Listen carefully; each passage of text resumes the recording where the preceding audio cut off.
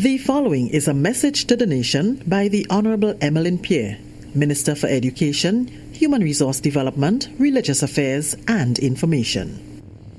Ladies and gentlemen, brothers and sisters, warmest greetings to you. Today I take this opportunity to congratulate the newly elected President General of the Grenada Union of Teachers and the incoming executive.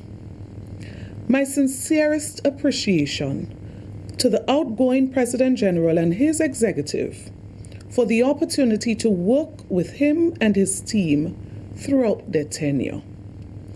My best wishes to the outgoing members in their future endeavors. There should be absolutely no doubt in anyone's mind that principals and teachers are the heart of the education system.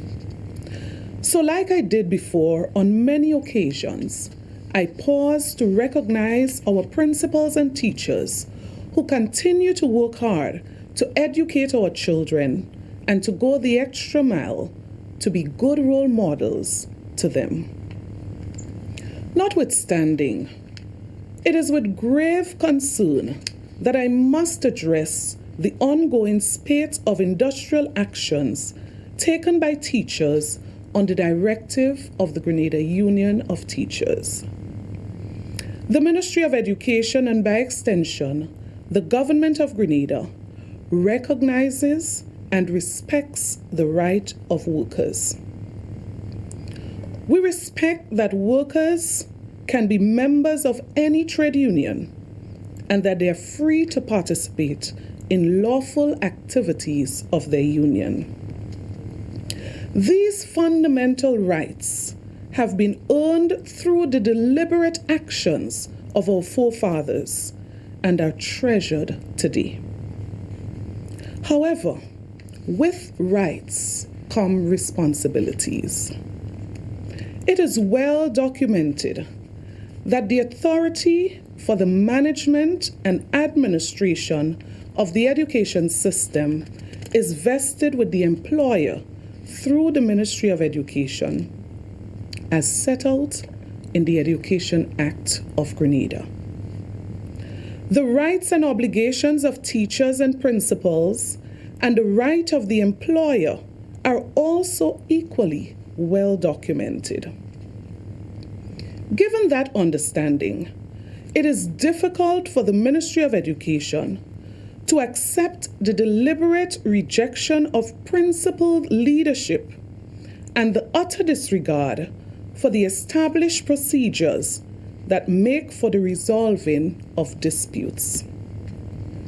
When teachers leave the classes unattended to participate in union activities for which no permission was sought, and thus putting hundreds of children at risk, the Ministry of Education must act expeditiously or risk being seen as having abdicated its responsibility to effectively manage the education system.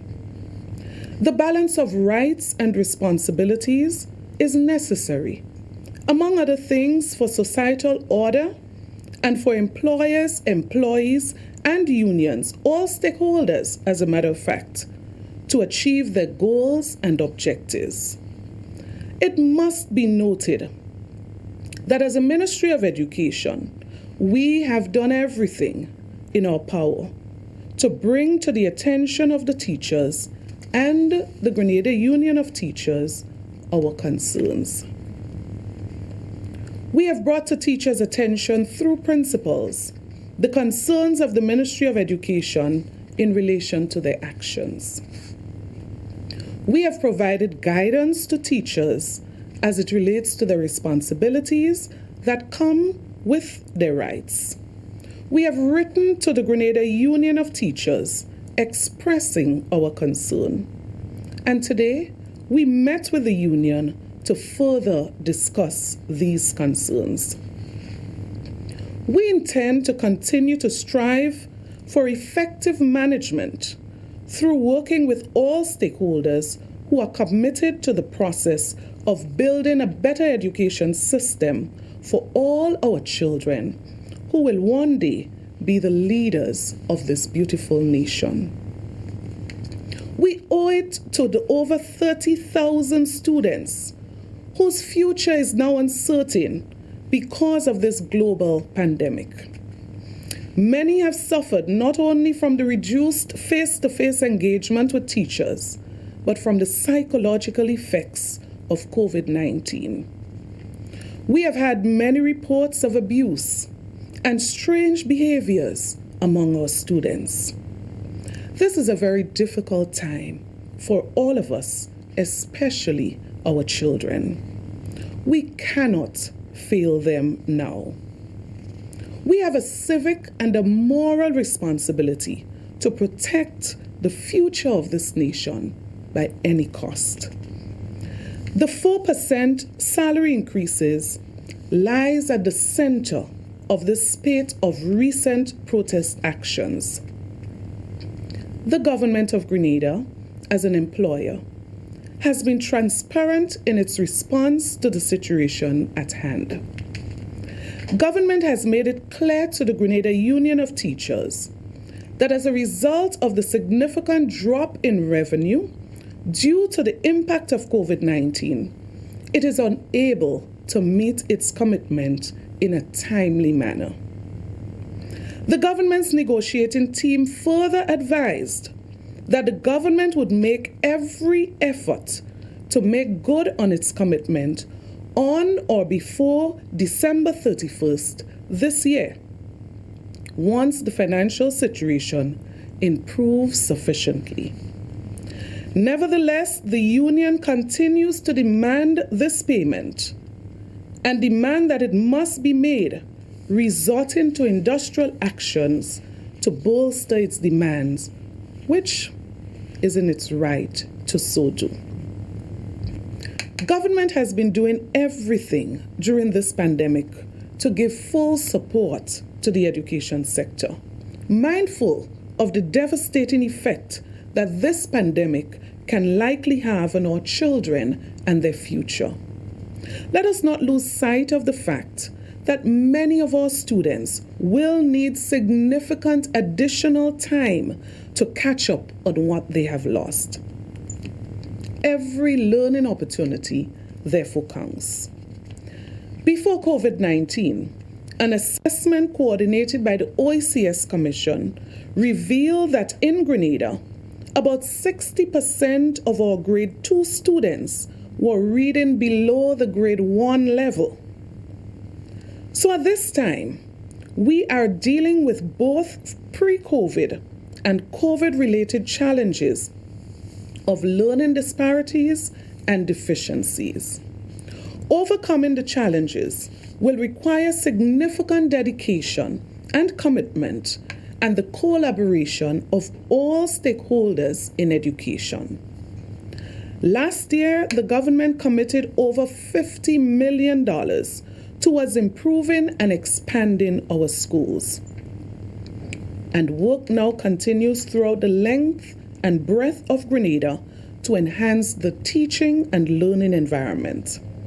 Similarly, we are committed to enhancing access to technology and are investing over $35 million in the e-learning program, providing laptops, tablets, and other devices to all students and teachers from preschool all the way to secondary schools.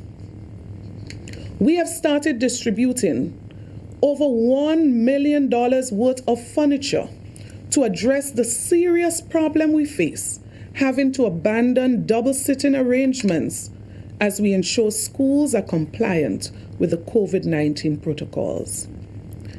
Despite the significant financial challenges and demands that government face, we have been able to continuously meet our monthly salary commitments to teachers, approximately $85 million annually to date. Our government, when it came into office in 2013, met a situation where teachers went for 4 long years with no salary increases. Our government, from 2013 until last year, 2020, paid salary increases and increments every year to teachers and public officers. From 2013 to 2020, in excess of $130 million has been paid in salary increases only. We paid in 2020 and did not even consider withdrawing that increase on the onset of the pandemic here in Grenada. We remain committed to honoring the agreement between the government and the union for 2021, but is unable to do so now because of the financial implications of COVID-19, as stated before. Despite these challenges, government is committed to continue paying various fringe benefits to teachers, which include incentive allowance, inducement allowance, responsibility allowance, acting allowance, seniority allowance, 50% concession on purchase of vehicles for all principals, and 50% concession for all teachers serving more than 15 years. 50% health insurance premium for all teachers, with an extra contribution to their family plan. In the face of all this, is it really unreasonable to ask that due consideration be given to the unforeseen events surrounding COVID-19 and the implications that government must manage? Is it reasonable to conclude that the government as an employer has done what is necessary to insulate its workforce by protecting public service jobs?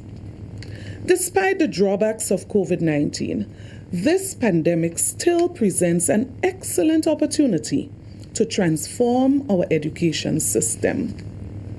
And that is why we are working aggressively on a number of initiatives, of which I will brief the nation on a later date. God has been extremely good to us as a nation, and we must never appear to ignore this. So to our parents, I encourage you to give all possible support to children during the Easter vacation. Remember, our children have lost significant contact time in school, and you also have a responsibility as a stakeholder to give any form of support or to solicit on their behalf. To those of you who have lost your jobs and have no source of income at this time, we empathize with you.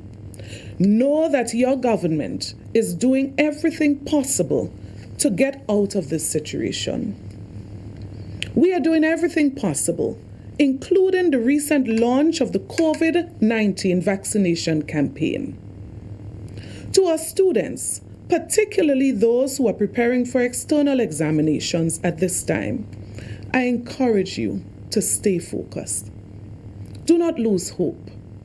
Jimmy Dean once said, "I can't change the direction of the wind, but I can adjust my sail to always reach my destination." As we trust God through this crisis, let us work together. Let us work towards coming out of this stronger and better. And may we always be encouraged by the words of Deuteronomy 31:6. Be strong and courageous. Do not fear or be in dread of them, for it is the Lord. I repeat, it is the Lord your God who goes with you. He will not leave you or forsake you. End of quote. To our principals, teachers, and ancillary staff, in faith, let us look forward to the full reopening of school in the new term. Let us work together to overcome the challenges of COVID-19. I wish everyone a happy and holy Easter season. Remember, get vaccinated if you can. Stay safe, and may God bless us all. I thank you. The preceding was a message to the nation by the Honorable Emmalin Pierre, Minister for Education, Human Resource Development, Religious Affairs and Information.